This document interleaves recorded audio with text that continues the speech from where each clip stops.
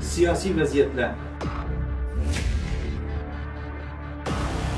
dünya iqtisodi, fan texnika, biz Sultan ekranında.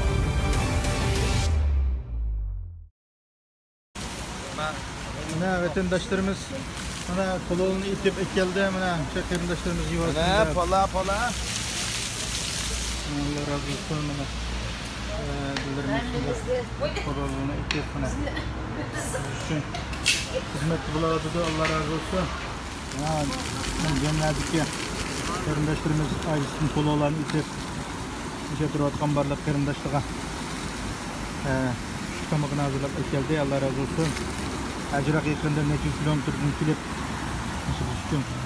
O da her cihetten destek verip atkan ve kollap kuvvetlep atkan barlıq karındaşlarımızın Allah razı olsun. Assalamu alaikum hürmetli karındaşlar.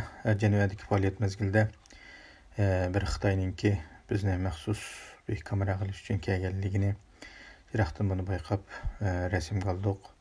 Andan keyin shu kungi düjörne qarindoshlarimiz onun yeniga berib onun nima uchun kelganligini, nima uchun tatadiganlik so'roq qildi, ama o'zini Koreyalik bir sayohatchi men fontanni rasmi tatqili kelgan deb yolg'on so'zlashga nima qildi, ama o'zining yenidan o'zining Koreyalik aloqador pasportini ve kimligini chiqaramadi. Shundaqdimi yolg'onlikdan ushuqlik qilib, endi biz onun iynini aqtirdigan, mandaq saqchi chaqirdigan ahvollarimiz imkoniyatimiz olmaganligi uchun yoki bo'lmasa unda to'g'ri bo'lmaydiganligi uchun faqatla buningki gap orqali buning shu Xitoyning evatga edim ekanligi chiqib turdi. Ayni o'zining gapini gap qilolmay matulab darhol u naq maydondan ketib qoldi. Demak, qarindoshlarimiz vaqtida bu Xitoyning adibini berishga tirishdi. Allah razı olsun deymiz.